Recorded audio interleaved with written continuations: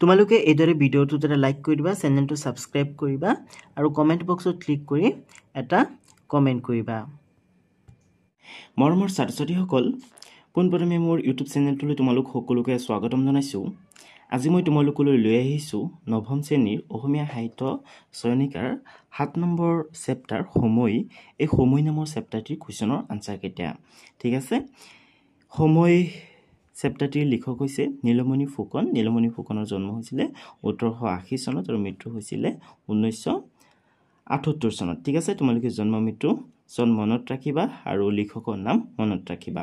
মই তোমালোকক প্ৰশ্নকেইটাৰ উত্তৰ একেবাৰে চমুকৈ দেখাই দিম আৰু মই তোমালোকৰ কাৰণে কিছুমান অতিৰিক্ত প্ৰশ্নৰ উত্তৰ লিখি আনিছোঁ আৰু কিছুমান MCQ লিখি আনিছোঁ। ঠিক আছে, গতিকে তোমালোকে ভিডিঅ'টো একেবাৰে শেষলৈকে চাই থাকিবা আৰু প্ৰশ্ন উত্তৰবিলাক লিখি ল'বা। আৰু তোমালোকৰ কাৰণে কবি পৰিচয়ৰ পৰাও কিছুমান প্ৰশ্নৰ উত্তৰ লিখি আনিছোঁ, যাতে তোমালোকৰ পৰীক্ষাত যদি কবি পৰিচয়ৰ পৰা কোনো কুৱেশ্যন সোধে তেতিয়া যাতে তোমালোকে গোটেইকেইটা কুৱেশ্যনৰ আনসাৰ পৰীক্ষাত যাতে লিখি আহিব পাৰা। ঠিক আছে, ভিডিঅ'টো অলপ লং হ'ব পাৰে, বাট তোমালোকে ধৈৰ্য সহকাৰে চাব লাগিব।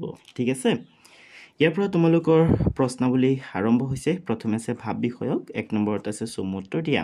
এইকেইটা 1 মাৰ্কৰ কুৱেশ্যন হয়। ঠিক আছে, ইয়াৰ পৰা যদি কোনো প্ৰশ্ন পৰীক্ষাত আহে দেন তোমালোকে উত্তৰটো শুদ্ধ কৰি লিখিব পাৰিলে 1 মাৰ্ক এটা পাবা।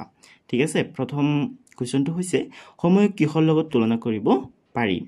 এইটো বহুত ইম্পৰ্টেণ্ট কুৱেশ্যন হয়। ঠিক আছে, এই কুৱেশ্যনটো বহুতবাৰ এক্সামত আহিছে আৰু আগলৈও আহি থাকিব, গতিকে তোমালোকে এই কুৱেশ্যনটোৰ আনসাৰ মনত ৰাখিবাই। ঠিক আছে, নেক্সট আছে কিহৰ ওপৰত ভিত্তি কৰি সময় ভাগ কৰা হয়। নেক্সট আছে সময়ৰ ডাঙৰ ভাগবোৰ কি কি।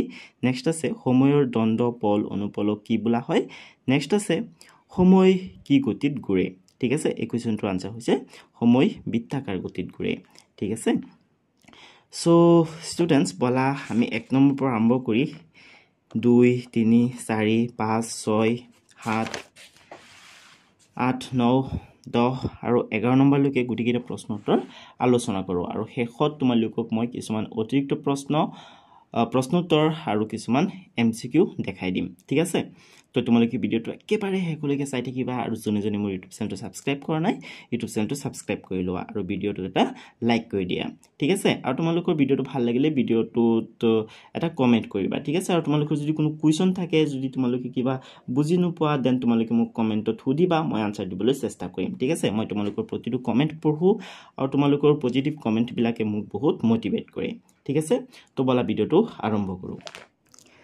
ছাত্ৰ-ছাত্ৰীসকল, তোমালোকক 1 নম্বৰত দিছে চমু উত্তৰ দিয়া। 1 নম্বৰৰ ক'ত আছে সময়ক কিহৰ লগত তুলনা কৰিব পাৰি। তোমালোকে ইয়াৰ উত্তৰত লিখিবা সময়ক নৈৰ সোঁতৰ লগত তুলনা কৰিব পাৰি।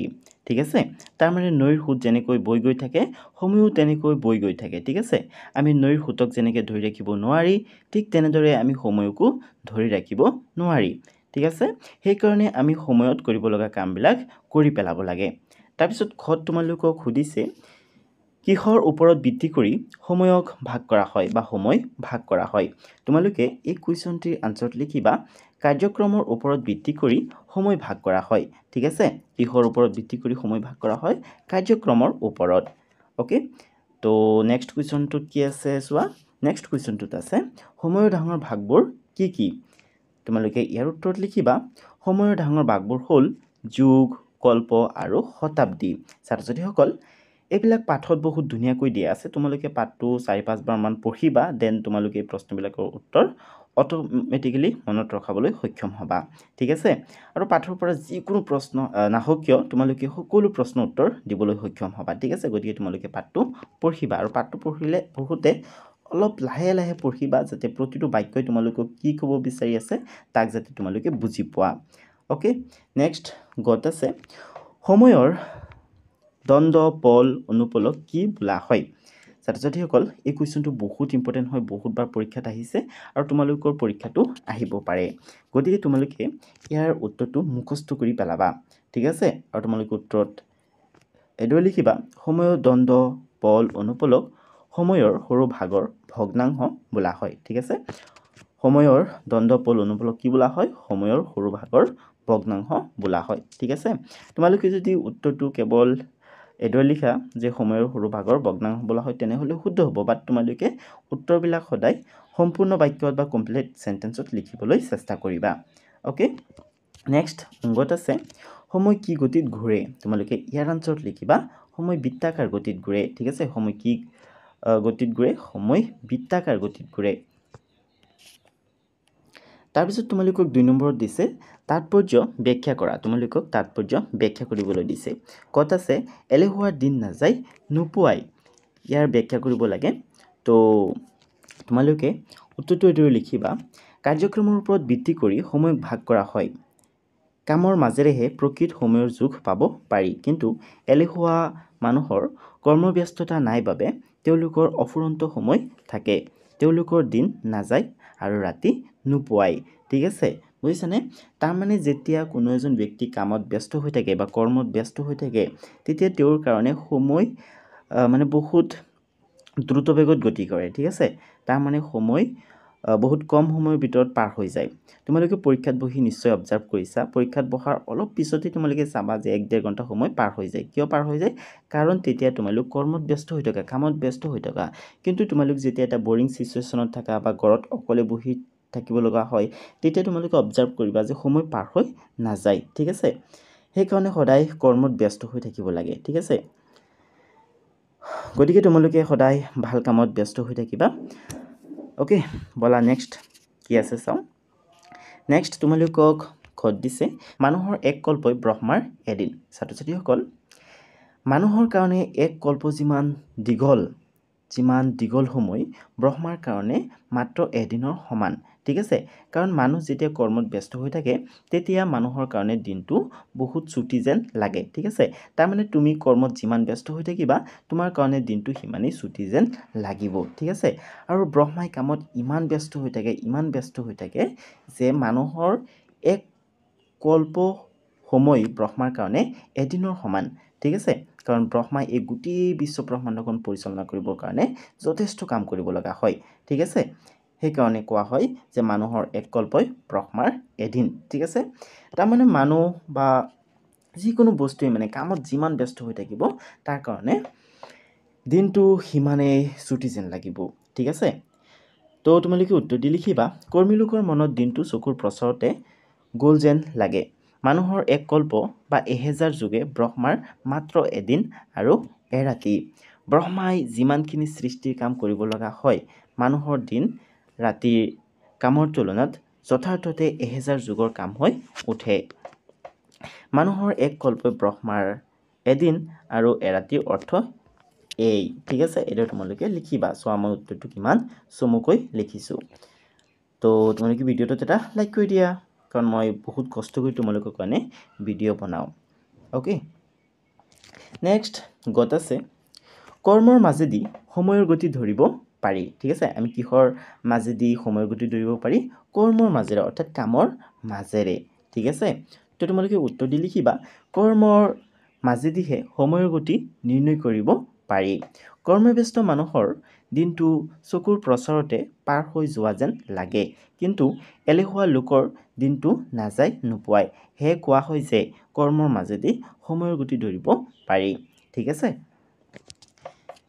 এইবিলাক একেবাৰে সহজ হয় তোমালোকে বনাই লিখিলেও মাৰ্ক পাই যাবা বাট তোমালোকে বুজি পাব লাগিব ঠিক আছে বাক্যবিলাকে তোমালোকে কি বুজাব বিচাৰি আছে সেইটো তোমালোকে বুজিব লাগিব নেক্সট আছে কুৱেশ্যন 3 তোমালোকক কৈছে যে পাঠটিৰ লেখকৰ সাহিত্যৰাজিৰ পৰিচয় দিয়া ঠিক আছে অৰ্থাৎ নীলমণি ফুকনৰ সাহিত্যৰাজিৰ পৰিচয় তোমালোকক দিবলৈ দিছে তো তোমালোকে উত্তৰ দি লিখিবা সময় পাঠটিৰ লেখক হ'ল নীলমণি ফুকন তোমালোকক কিন্তু যেতিয়া পৰীক্ষাত প্ৰশ্নটো সুধিব তেতিয়া পাঠটিৰ লেখকৰ সাহিত্যৰাজিৰ পৰিচয় দিয়া তেনেকৈ প্ৰশ্নটো নুসুধে তোমালোকক এদৰে প্ৰশ্নটো সুধিব যে সময় পাঠটিৰ বা সময় নামৰ পাঠটিৰ লেখকৰ সাহিত্যৰাজিৰ পৰিচয় দিয়া বা তোমালোকক এইদৰে প্ৰশ্নটো সুধিব পাৰে যে নীলমণি ফুকনৰ সাহিত্যৰাজিৰ পৰিচয় দিয়া ঠিক আছে তেতিয়া তোমালোকে উত্তৰত লিখিবা যে সময় পাঠটিৰ লেখক হ'ল নীলমণি ফুকন বা তোমালোকক প্ৰশ্নটো যদি এইদৰে সুধে যে নীলমণি ফুকনৰ সাহিত্যৰাজিৰ পৰিচয় দিয়া তেনেহ'লে এইখিনি তোমালোকে লিখিব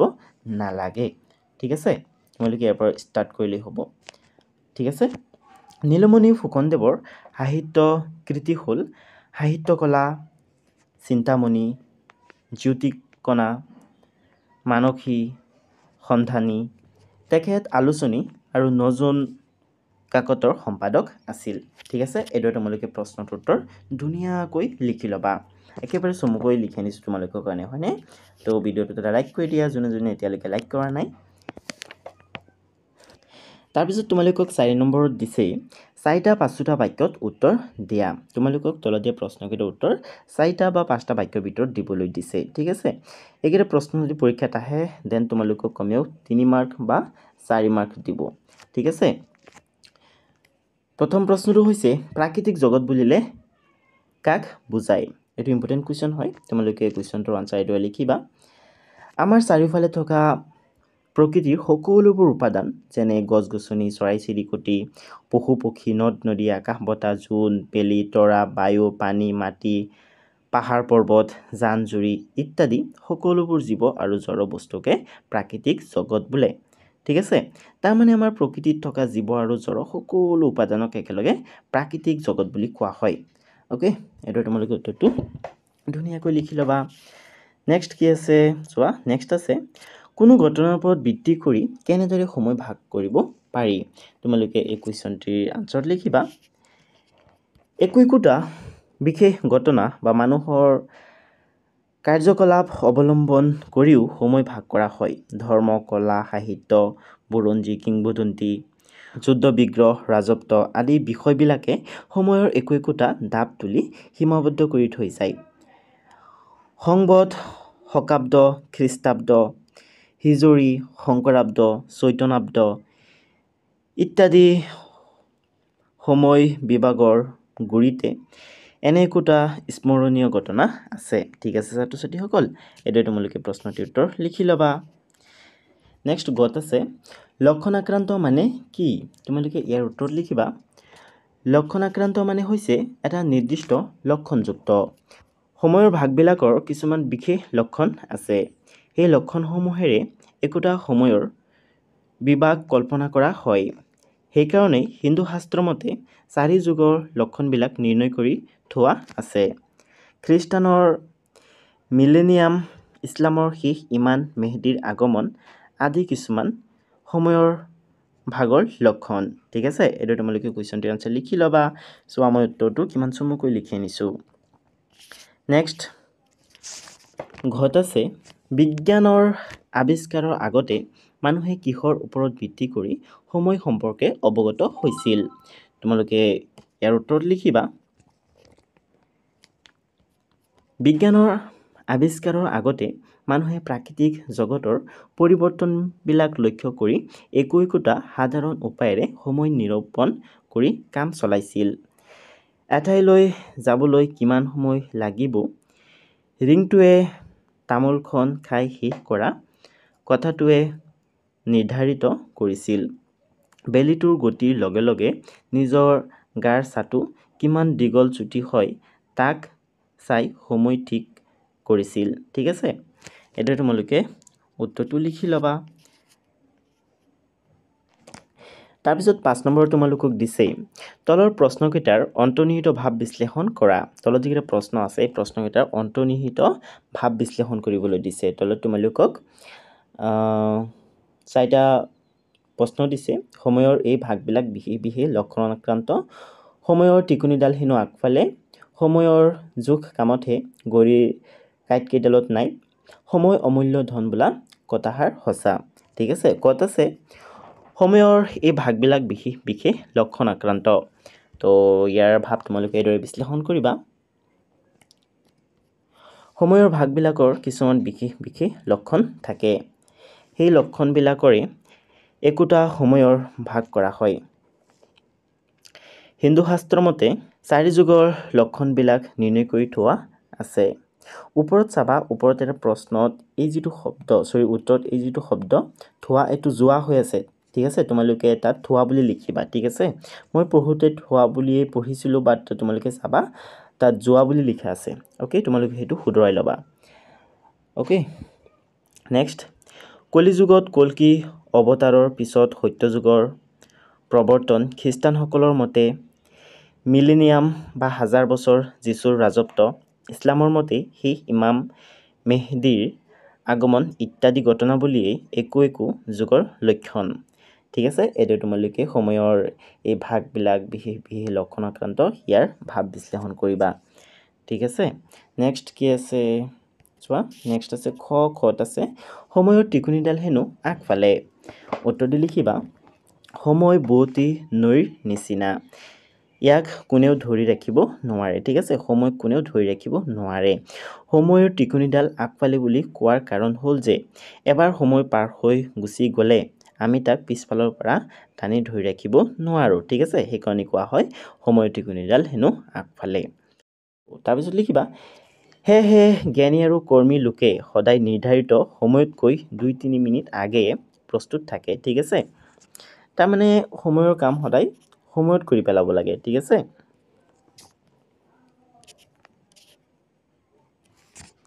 নেক্সট গত আছে সময়ৰ যোগ কামতহে গড়ীৰ কাঁইট কেইডালত নাই। ঠিক আছে, সময়ৰ যোগ কামতহে গড়ীৰ কাঁইট কেইডালত নাই। ধৰি লোৱা তুমি 1 ঘণ্টা ধৰি পঢ়া টেবুলত বহি আছা। ঠিক আছে, তেনে ক্ষেত্ৰত কি হ'ব, গড়ীৰ কাঁইট কেইডালে তোমাক কৈ দিব যে তুমি 1 ঘণ্টা ধৰি পঢ়ি আছা, বাট 1 ঘণ্টা সময় তুমি কি কৰিছা? পঢ়া টেবুলত বহি তুমি পঢ়িছা, বেলেগ কিবা কিবি ভাবি আছা, কিমান সময় পঢ়িছা সেইটো তোমাৰ কামেহে তোমাক ক'ব। ঠিক আছে, তুমি কিমান পঢ়িছা সেইটোৱেহে তোমাক ক'ব তুমি কিমান সময় পঢ়িছা। ঠিক আছে, গড়ীৰ কাঁইট কেইডালে তোমাক কৈ দিব যে তুমি 1 ঘণ্টা ধৰি পঢ়ি আছা। ঠিক আছে, বাট 1 ঘণ্টা সময় তুমি কি কৰিছা সেইটো তোমাৰ কামেহে ক'ব। সেইকাৰণে কোৱা হয় যে সময়ৰ যোগ কামতহে গড়ীৰ কাঁইট কেইডালত নাই। ঠিক আছে, তুমি কিমান মনোযোগেৰে কাম কৰি আছা, কিমান স্পীডত কাম কৰি আছা সেইটোৱেহে ক'ব তুমি কিমান সময় কাম কৰিছা। গড়ীৰ কাঁইট কেইডালে তোমাক এনেই সময় দেখাই দিব, বাট সেইটো একজেক্ট টাইম নহয় তোমাৰ কামৰ, বুজিছা। সেইকাৰণে কোৱা হয় যে সময়ৰ যোগ কামতহে গড়ীৰ কাঁইট কেইডালত নাই। তো তোমালোকে সেই কুৱেশ্যনটিৰ আনচাৰত লিখিবা বৈজ্ঞানিক যন্ত্ৰপাতিৰ সহায়ত সময় নিৰূপণ কৰিব পাৰি যদিও আচলতে কৰ্মৰ জৰিয়তেহে প্ৰকৃত ৰূপে সময় নিৰূপণ কৰা হয়। কৰ্মী লোকসকলে বহু কাম কৰিও আমনি অনুভৱ নকৰে। ইয়াৰ বিপৰীতে এলেহুৱা লোকৰ বাবে দিনটো নাযায় নোপোৱাই যেন লাগে। সময়ৰ সদ্ব্যৱহাৰ কৰিলে জীৱন যুদ্ধত জয়লাভ কৰিব পাৰি। সেয়েহে সময়ক অমূল্য ধন বোলা হয়। ইয়াক ঘড়ীৰ কাঁটাৰ লগত তুলনা কৰিবলৈ যোৱাটো ভুল, বুজিছা। এতিয়া তোমালোকে প্ৰশ্নটিৰ উত্তৰ লিখি ল'বা। নেক্সট গত আছে সময় অমূল্য ধন বোলা কথাষাৰ সঁচা। ঠিক আছে, অমূল্য আৰু মূল্যহীন এই দুটা শব্দৰ মাজত বহুত পাৰ্থক্য আছে। অমূল্য মানে যাক আমি কোনো মূল্য দি কিনিব নোৱাৰি, আৰু মূল্যহীন মানে যাৰ কোনো মূল্যই নাই, যাৰ কোনো ভেলুৱেই নাই। ঠিক আছে, গতিকে তোমালোকে দুয়োটা শব্দক একে বুলি নাভাবিবা। ঠিক আছে, সেৱাৰ হ'লে আৰম্ভণিত অ আছে কাৰণে তোমালোকে অমূল্যক মূল্যহীন বুলি নাভাবিবা আকৌ। ঠিক আছে, অমূল্য মানে যাক আমি কোনো মূল্য দি কিনিব নোৱাৰি। ঠিক আছে, ইয়াত কোৱা হৈছে যে সময় অমূল্য ধন বোলা কথাষাৰ সঁচা। সময় অমূল্য ধন হয় কিয়? কাৰণ ধৰি লোৱা কালি তুমি দিনটো একোৱেই কৰা নাই, তুমি এতিয়া যিমানেই মূল্য দি সময় কিনিব নিবিচাৰা কিয় সময় কিনিব পাৰিবানে? কালিৰ দিনটো কিনিব পাৰিবানে? নোৱাৰিবা। সেইকাৰণে কোৱা হয় যে সময় অমূল্য ধন। ঠিক আছে, গতিকে তোমালোকে উত্তৰ দি লিখিবা সময় অমূল্য ধন বোলা কথাষাৰ সঁচা। সময়ৰ সদ্ব্যৱহাৰ কৰিলেহে জীৱনত সফলতা লাভ কৰিব পৰা যায়। ঘণ্টাত 20 মাইল যোৱা লৰি গাড়ী এখনৰ উপাৰ্জন ঘণ্টাত 2 মাইল যোৱা গৰু গাড়ী এখনৰ সমান হ'ব নোৱাৰে। পৰীক্ষাত প্ৰশ্নকাকত পিটিকি থকা ছাত্ৰজনতকৈ মোৰ ওপৰ কৰিব সময় নোপোৱা ছাত্ৰজনে নম্বৰ বেছিকৈ পাব। গতিকে সময়ৰ উচিত ব্যৱহাৰে সফলতাৰ কাৰণ সময় অমূল্য ধন। সময়ক কোনেও মূল্য দি কিনিব নোৱাৰে, বুজিছা। এতিয়া তোমালোকে প্ৰশ্নটিৰ উত্তৰ ধুনীয়াকৈ লিখি ল'বা।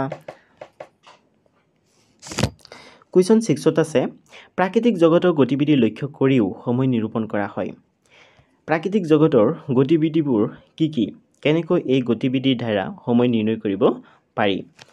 তোমালোকে ইয়াৰ আনচাৰত লিখিবা প্ৰাকৃতিক জগতৰ গতিবিধি লক্ষ্য কৰিও সময় নিৰূপণ কৰা হয়।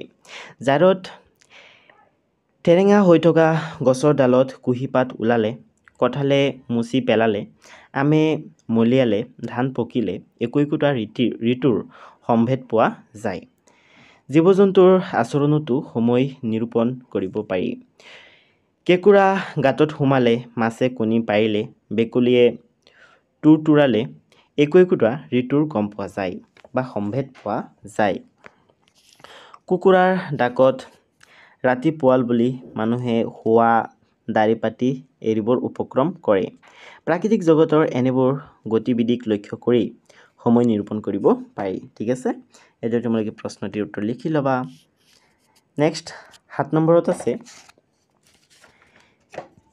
নিয়মানুৱৰ্তিতা আৰু সময়ৰ সৎব্যৱহাৰ ইয়াকে বিষয় হিচাপে লৈ এটি টুকা যুগুত কৰা তো তোমালোকে উত্তৰ দি লিখিবা মানুহ সদায় নিয়মানুৱৰ্তিতা আৰু সময়ৰ সৎব্যৱহাৰ কৰা উচিত ঠিক আছে মানুহে সদায় নিয়ম মানি চলিব লাগে আৰু সময়ৰ সৎব্যৱহাৰ কৰিব লাগে মানুহে কাৰ লগত কেনেকুৱা ব্যৱহাৰ কৰিব লাগে তাক নাজানিলে পাছত বিপদৰ সন্মুখীন হ'ব লগা হয় আমি নিয়মমতে চলিব লাগে সময় কাৰো বাবে ৰৈ নাথাকে এবাৰ পাৰ হৈ যোৱা সময় পুনৰ ঘূৰি নাহে গতিকে নিয়মমতে কামবোৰ কৰিলে পাছত অসুবিধা নহয় বুজিছা এইটো তোমালোকে প্ৰশ্নটিৰ উত্তৰ লিখি ল'বা নেক্সট আছে ভাষা বিষয়ক ঠিক আছে অৰ্থাৎ ব্যাকৰণ সম্বন্ধীয় তোমালোকক কিছুমান প্ৰশ্ন দিছে প্ৰথমে আছে ভাৱ সম্প্ৰসাৰণ ঠিক আছে তো আয়ৰু বাৰ্তা গংগাৰো যাত্ৰা ঠিক আছে তো তাৰমানে যেতিয়া এটা কাম কৰিবলৈ গৈ দুটা কাম হৈ যায় ঠিক আছে তেতিয়া কোৱা হয় যে আয়ৰু বাৰ্তা গংগাৰো যাত্ৰা ঠিক আছে তো তোমালোকে এইদৰে ভাৱ সম্প্ৰসাৰণ কৰিবা যে উক্ত প্ৰবচন ফাঁকিয়ে মানুহে এটা কাম কৰিবলৈ গৈ লগতে আনুষাংগিক আন এটা কামো সমাধান কৰা কথাকে বুজায় ঠিক আছে নেক্সট তোমালোকে প্ৰেগেপ চেঞ্জ কৰি লিখিবা সাধাৰণ দূৰণিত থকা পুত্ৰলৈ মাকৰ যিদৰে মৰম বেছি মাকলৈকো পুত্ৰৰ সমানে মৰম থাকে যদি মাক থকা গাঁওখন বা চহৰখন গংগাৰ পাৰত অৱস্থিত হয় মাকৰ ওচৰলৈ অহাৰ সুযোগতে গংগাটো স্নান কৰি পৰম পুণ্য লাভ কৰিব পাৰে অৰ্থাৎ এটা কামৰ বাবে আহি লগতে আন এটা কামো সমাধান কৰা হয় ঠিক তেনেদৰে এটা কামত ওলাই আহোঁতে কেতিয়াবা আন এটা কামো সমাধান কৰি যোৱা হয় তেতিয়াই কোৱা হয় আয়ৰু বাৰ্তা গংগাৰো যাত্ৰা ঠিক আছে মই তোমালোকক অলৰেডি ক'লোৱেই যে এটা কাম কৰিবলৈ গৈ যেতিয়া আন এটা কাম কৰা হয় বা আন এটা কাম কৰাৰ সুযোগ পোৱা যায় তেতিয়াই কোৱা হয় যে আয়ৰু বাৰ্তা গংগাৰো যাত্ৰা ঠিক আছে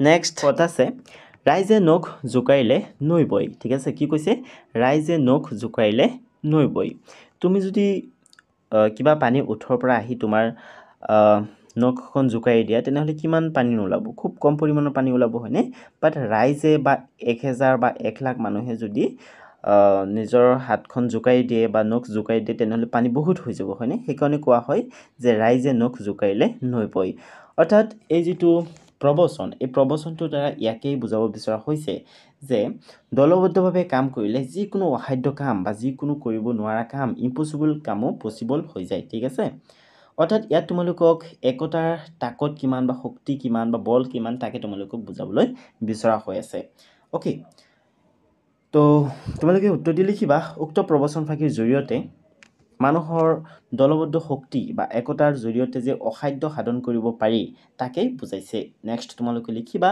ৰাইজৰ সামান্য বৰঙণি লগাই আমি সমাজৰ মহৎ উদ্দেশ্য সাধন কৰিব পাৰোঁ যিটো ব্যক্তিগতভাৱে সম্ভৱ নহয় বা অসম্ভৱ ৰাইজৰ লগত মাৰ বান্ধি কাম কৰিলে সকলো কামেই সমাধান কৰিব পাৰি ওকে তো সেইটো ধুনীয়াকৈ তোমালোকে উত্তৰটো লিখি ল'বা আৰু তোমালোকে ইমান মাজত খালী জেগা নথবা ইয়াত মানে ভিডিঅ'টো ভাগ হৈছে কাৰণে পেজটো ভাগ হৈছে কাৰণে ইয়াত মানে মাজত খালী জেগা ৰৈ গ'ল বাট তোমালোকে খালী জেগা থোৱাৰ কোনো ধৰণৰ দৰকাৰ নাই ওকে নেক্সট চোৱা নেক্সট প্ৰবচনটো হৈছে সময়ৰ শৰ মাৰিব নাজানিলে শৰ পশুৰ মংস খাবলৈ আশা কৰা মিছা ঠিক আছে শৰ পশু বহুত তীব্ৰ বেগত গতি কৰা পশু ঠিক আছে যদি তুমি সময়ত শৰ মাৰিব নাজানা বা দনু কাটো এৰিব নাজানা দেন তোমালোকে শৰ পশু শিকাৰ কৰিব নোৱাৰিবা ইট মিনছ তোমালোকে যদি সময়ৰ কাম সময়ত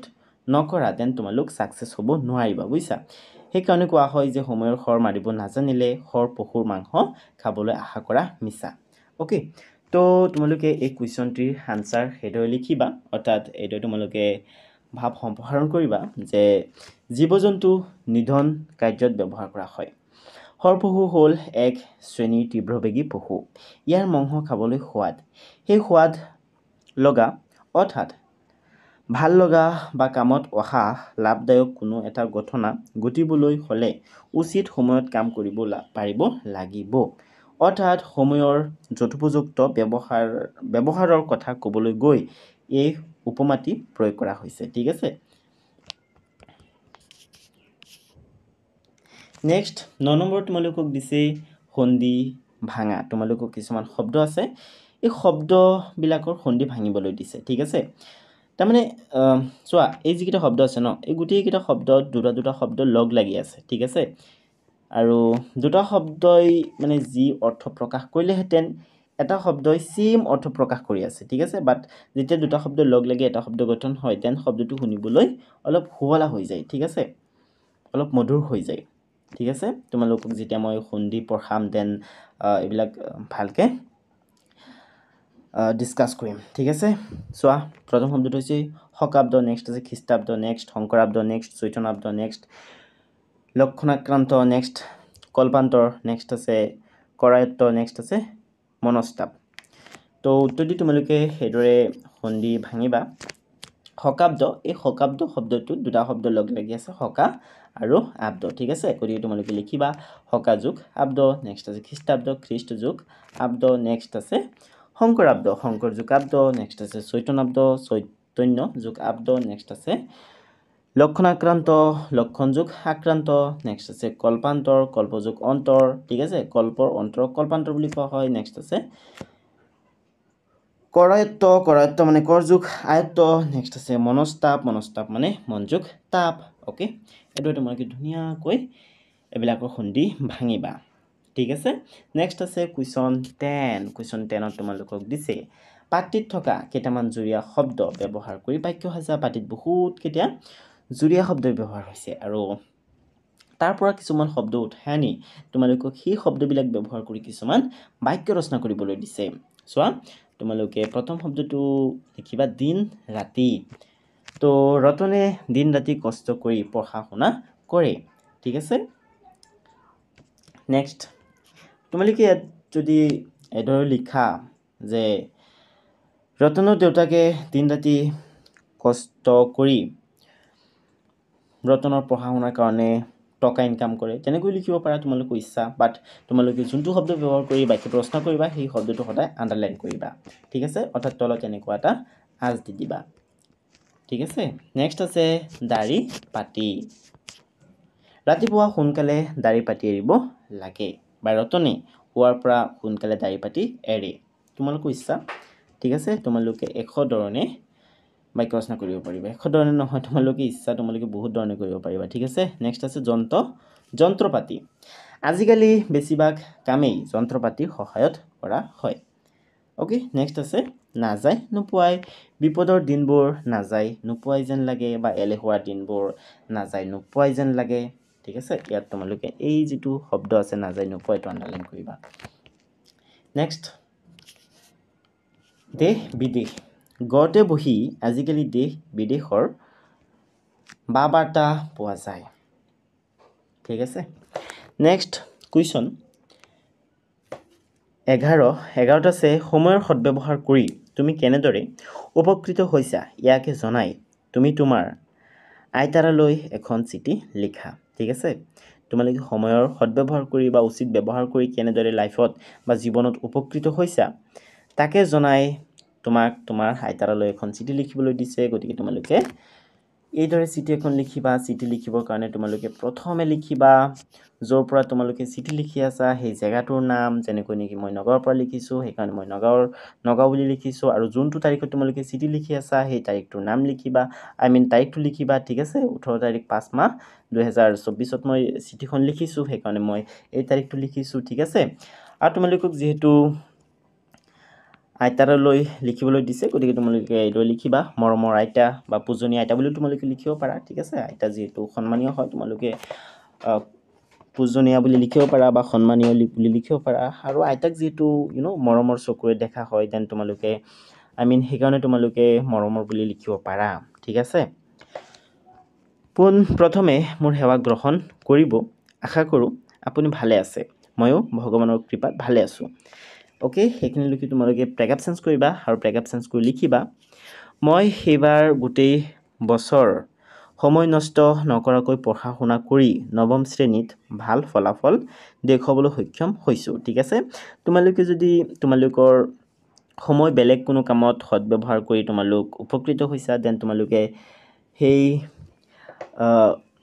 ক'ত তোমালোকে উপকৃত হৈছা সেইটো তোমালোকে লিখি দিবা ওকে তোমালোকে যে এইদৰে লিখিব লাগিব তেনেকুৱা কোনো কথা নাই ঠিক আছে নেক্সট লিখিবা ব্ৰেক আপ চেঞ্জ কৰি লিখিবা ঠিক আছে আপোনালৈ বহুত মনত পৰি আছে সময় পালে আমাৰ ঘৰলৈ আহিব ঠিক আছে এইখিনি লিখি তোমালোকে লিখিবা ইতি আপোনাৰ মৰমৰ নাতি দীপেন নাথ ইয়াত তোমালোকৰ নিজৰ নামটো লিখিবা ঠিক আছে তোমালোকৰ যি নাম আছে সেই নামটো তোমালোকে ইয়াত লিখি দিবা ধুনীয়াকৈ ওকে আৰু তোমালোক যদি ছোৱালী ন তেনেহ'লে নাতিনী বুলি লিখিবা ছোৱালী হ'লে নাতিনী বুলি লিখিবা ঠিক আছে আৰু ল'ৰা হ'লে নাতি বুলি লিখিবা নেক্সট কিছুমান আছে অতিৰিক্ত প্ৰশ্ন উত্তৰ সেইবিলাক বহুত ইম্পৰ্টেণ্ট হয় ইয়াত কবি পৰিচয়ৰ পৰা প্ৰশ্ন আছে পাঠৰ ভিতৰৰ পৰা প্ৰশ্ন আছে ঠিক আছে পাঠৰ ভিতৰৰ প্ৰশ্ন আছে গতিকে তোমালোকে এইবিলাকো লিখি ল'বা এইবিলাকৰ পৰা পৰীক্ষাত প্ৰশ্ন আহিব আৰু যিহেতু তোমালোকে মোক কমেণ্ট কৰি থাকা যে ছাৰ পাঠৰ ভিতৰৰ পৰা প্ৰশ্ন উত্তৰ দিয়ক পাঠৰ ভিতৰৰ পৰা পৰীক্ষাত প্ৰশ্ন সোধে সেইকাৰণে মই স্পেচিয়েলি এইবিলাক লিখি আনিছোঁ ওকে তো তোমালোকে এইবিলাকো লিখি ল'বা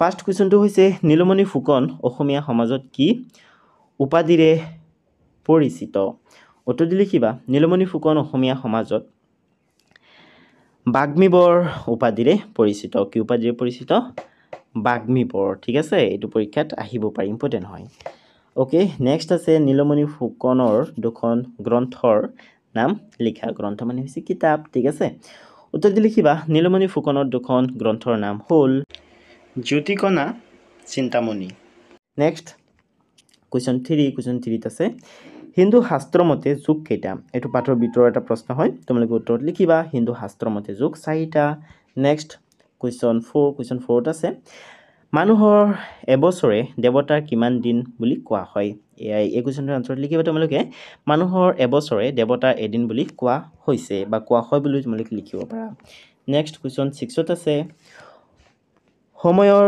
মজলীয়া ভাগবোৰ কি এই কুৱেশ্যনটোৰ আনসাৰ লিখিবা সময়ৰ মজলীয়া ভাগবোৰ হ'ল ঋতু বছৰ আৰু মাহ ঠিক আছে নেক্সট কুৱেশ্যন আছে সময় কিহেৰে জুখিব পাৰি তোমালোকে উত্তৰ লিখিবা সময় কামেৰে জুখিব পাৰি বা সময় কাৰ্যৰে জুখিব পাৰি নেক্সট আছে সময় নামৰ পাঠটিৰ লেখক কোন তোমালোকে এই কুৱেশ্যনটোৰ আনসাৰ লিখিবা সময় নামৰ পাঠটিৰ লেখক হৈছে নীলমণি ফুকন বা নীলমণি ফুকনদেৱ বুলি লিখিব পাৰা ওকে নেক্সট কুৱেশ্যন হৈছে কুৱেশ্যন নম্বৰ 8 কুৱেশ্যন নম্বৰ 8ত আছে নীলমণি ফুকনৰ জন্ম কেতিয়া আৰু ক'ত হৈছিল তোমালোকে এই কুৱেশ্যনটোৰ আনসাৰ লিখিবা 1880 চনত ডিব্ৰুগড় জিলাত নীলমণি ফুকনৰ জন্ম হৈছিল ঠিক আছে আৰু মৃত্যু চনটো তোমালোকে মনত ৰখাবলৈ চেষ্টা কৰিবা তোমালোকক কবি পৰিচয় দিয়া আছে ঠিক আছে নীলমণি ফুকনদেৱৰ মৃত্যু হৈছিলে 1978 চনত নেক্সট আছে সময় প্ৰবন্ধটি কাৰ ৰচনা তো তোমালোকে জানাই ন সময় নামৰ যিটো পাঠ আছে সেইটো লিখিছিল কোনে নীলমণি ফুকনদেৱে হয়নে গতিকে তোমালোকে উত্তৰ দি লিখিবা সময় প্ৰবন্ধটি নীলমণি ফুকনৰ ৰচনা বা তোমালোকক এই প্ৰবন্ধ শব্দটো নিদি তোমালোকক এইদৰে সুধিব পাৰে যে সময় নামৰ পাঠটি কোনে ৰচনা কৰিছিল দেন তোমালোকে উত্তৰত লিখিবা সময় প্ৰবন্ধটি নীলমণি ফুকনৰ ৰচনা ওকে নেক্সট কুৱেশ্যন হৈছে কুৱেশ্যন নম্বৰ 10 কুৱেশ্যন নম্বৰ 10ত আছে মানুহৰ এক কল্প বা 1000 যুগত ব্ৰহ্মাৰ কিমান দিন হয় ইয়াৰ আনসাৰ তোমালোকে লিখিবা মানুহৰ এক কল্প বা 1000 যুগত ব্ৰহ্মাৰ এদিন এৰাতি হয় ওকে নেক্সট আছে কিছুমান এমচিকিউৰ ফুল ফৰ্ম হৈছে মাল্টিপল চইচ কুৱেশ্যন ঠিক আছে তাৰমানে তোমালোকক 4টা বা 3টা অপচন দিয়া থাকিব তাৰ পৰা যিটো শুদ্ধ হয় সেইটো তোমালোকে বাছি উলিয়াই লিখিব লাগিব ঠিক আছে তো চোৱা 1 নম্বৰত আছে সময় নামৰ পাঠটিৰ লেখক কোন ইয়াত তিনিজন লেখকৰ নাম দিয়া আছে চন্দ্ৰকুমাৰ আগৰৱালা হীৰেন ভট্টাচাৰ্য আৰু নীলমণি ফুকন তোমালোকে উত্তৰ দি লিখিবা নীলমণি ফুকনে সময় নামৰ পাঠটি লিখিছিল হয়নে গতিকে শুদ্ধটোতো হৈ যাব নীলমণি ফুকন নেক্সট কুৱেশ্যন নীলমণি ফুকনৰ জন্ম ক'ত হৈছিল ফাৰ্ষ্ট অপশ্যনটো আছে ডিব্ৰুগড়ত নেক্সট গোলাঘাটত নেক্সট তিনিচুকীয়াত তোমালোকক মই অলৰেডি ক'লোৱেই যে নীলমণি ফুকনদেৱৰ জন্ম হৈছিল ডিব্ৰুগড়ত হয়নে গতিকে তোমালোকে আনচাৰত লিখিবা ডিব্ৰুগড়ত ঠিক আছে নেক্সট কুৱেশ্যন হৈছে নীলমণি ফুকনৰ জন্ম কিমান চনত হৈছিল নীলমণি ফুকনৰ জন্ম হৈছিল 1880 চনত হয়নে ইয়াত তিনিটা অপশ্যন আছে 1862 1858 85 চনত হয়নে তো তোমালোকে যিটো থাৰ্ড অপশ্যন 1880 এইটো উত্তৰত লিখি দিবা 1880 চনত নীলমণি ফুকনদেৱৰ জন্ম হৈছিল নেক্সট কুৱেশ্যন আছে কুৱেশ্যন নাম্বাৰ 4 ইয়াত আছে নীলমণি ফুকনৰ পিতৃৰ নাম কি আছিল ইয়াত তিনিটা অপশ্যন আছে যে লম্বোদৰ খাৰগৰীয়া ফুকন নীলকান্ত ফুকন ওপৰৰ এটাও নহয় শুদ্ধ হৈ যাব লম্বোদৰ খাৰগৰীয়া ফুকন ঠিক আছে তোমালোকক যে প্ৰশ্নকেইটা এইদৰেই সুধিব এমচিকিউ ৰূপত তেনেকুৱা নহয় তোমালোকক এইদৰে সুধিব পাৰে যে সময়ক কিহৰ লগত তুলনা কৰিব পাৰি তোমালোকক এনেকৈ অপশ্যন নিদিবও পাৰে ঠিক আছে বাট তোমালোকে উত্তৰটো জানিব লাগিব গতিকে তোমালোকে যিটো শুদ্ধ অপশ্যন সেইটো একেবাৰে মুখস্থ কৰি পেলাবা ঠিক আছে ইয়াত তিনিটা অপশ্যন দিয়া আছে নৈৰ সোঁতৰ লগত শহাপহুৰ লগত বতাহ ধুমুহাৰ লগত শুদ্ধ অপশ্যনটো হৈ যাব নৈৰ সোঁতৰ লগত এই কুৱেশ্যনটো তোমালোকৰ প্ৰশ্নাৱলীৰ একেবাৰে প্ৰথম কুৱেশ্যনটো দিয়া আছে হয়নে নেক্সট 6 কুৱেশ্যন 6ত আছে কিহৰ ওপৰত ভিত্তি কৰি সময়ক ভাগ কৰা হয় মিনিটৰ ওপৰত ভিত্তি কৰি কাৰ্যক্ৰম অনুসৰি নৈৰ সোঁতৰ ওপৰত ভিত্তি কৰি ইয়াত সেকেন্ড যেটো অপশ্যন আছে কাৰ্যক্ৰম অনুসৰি বা কাৰ্যক্ৰমৰ ওপৰত ভিত্তি কৰি ঠিক আছে এটো শুদ্ধ হৈ যাব কাৰ্যক্ৰম অনুসৰি সময় ভাগ কৰা হয় নেক্সট আছে সময় কি গতিত ঘূৰে ইয়াত তিনিটা গতিৰ নাম দিয়া আছে ৰৈখিক গতিত সৰলৰৈখিক গতিত আৰু বৃত্তাকাৰ গতিত শুদ্ধ অপশ্যনটো হৈ যাব অপশ্যন থাৰ্ডটো ঠিক আছে বৃত্তাকাৰ গতিত নেক্সট আছে নীলমণি ফুকনে স্কুলীয়া শিক্ষা ক'ত লাভ কৰিছিল ইয়াত তিনিটা অপশ্যন আছে তিনিচুকীয়াত ডিব্ৰুগড়ত মৰিগাঁৱত তোমালোকে উত্তৰটো লিখিবা ডিব্ৰুগড়ত ঠিক আছে যেহেতু নীলমণি ফুকনদেৱৰ জন্মস্থান হৈছে ডিব্ৰুগড় হয়নে তাতেই মানে স্কুলীয়া শিক্ষা গ্ৰহণ কৰিছিল নীলমণি ফুকনদেৱে নেক্সট আছে হৰপহু মানে কি বুজা বতাহত উৰি ফুৰা এবিধ জীৱ ই এক শ্ৰেণীৰ তীব্ৰবেগী পহু মানুহৰ লগত থকা এবিধ জীৱ অপশ্যন যেটো খ আছে অৰ্থাৎ সেকেন্ড অপশ্যন ই এক শ্ৰেণীৰ তীব্ৰবেগী পহু এটো শুদ্ধ হৈ যাব ঠিক আছে গতিকে তোমালোকে উত্তৰ দি সেকেন্ড অপশ্যনটো শুদ্ধত লিখি দিবা ই এক শ্ৰেণীৰ তীব্ৰবেগী পহু নেক্সট 10ত আছে সময়ৰ টিকুনিডাল ক'ত আগফালে পিছফালে মাজত শুদ্ধ অপশ্যনটো হৈ যাব আগফালে নেক্সট 11ত আছে সময়ৰ যোগ গড়িৰ কাটাৰ বিপৰীতে কিহত সময়ত কামত যোগত উত্তৰ তোমালোকে লিখিবা কামত তো তোমালোকে ভিডিওটো চাই কেনে পালা মোক কমেন্ট কৰি জনাবা ভিডিওটো চাই ভাল লাগিলে ভিডিওটো লাইক কৰি দিবা আৰু তোমালোকৰ গুটি কেটা চেপ্টাৰৰ ভিডিও চাবৰ কাৰণে তোমালোকে ডেসক্ৰিপচনত যাবা ডেসক্ৰিপচনত মই লিংক দি দিছো লিংকত ক্লিক কৰিবা লিংকত ক্লিক কৰিলে তোমালোকে তোমালোকৰ আসামিছৰ যিকিটা পাঠ আছে পাঠ 1ৰ পৰা আৰম্ভ কৰি একেবাৰে 16 নম্বৰলৈকে অৰ্থাৎ সন্মান নামৰ পাঠটোলৈকে গুটেই কেটা পাঠৰ ভিডিও পাই যাবা আৰু ভিডিওবোৰ চাই তোমালোকে প্ৰশ্ন উত্তৰবিলাক লিখিবলৈ সক্ষম হ'বা গতিকে তোমালোকে ডেসক্ৰিপচনত যাবলৈ নাপাহৰিবা ঠিক আছে আৰু তোমালোক যদি প্লেলিষ্টলৈ যোৱা তাত তোমালোকে গুটেই কেটা কিতাপৰ গুটেই কেটা চেপ্টাৰৰ গুটেই কেটা ভিডিও পাবলৈ সক্ষম হ'বা ঠিক আছে তো আজিৰ ভিডিওটো ইমান আছিল আজিৰ ভিডিওটো চোৱাৰ বাবে ধন্যবাদ